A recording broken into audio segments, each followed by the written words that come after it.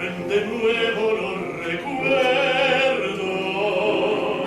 las horas jóvenes que di,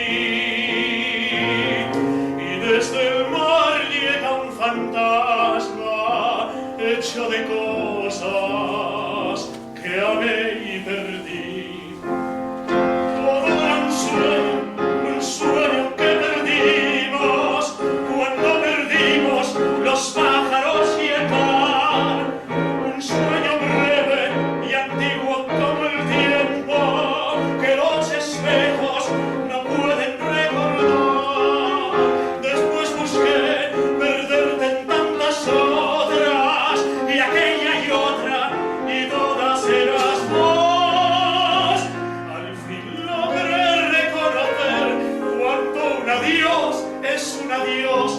La soledad me devoró y fuimos dos.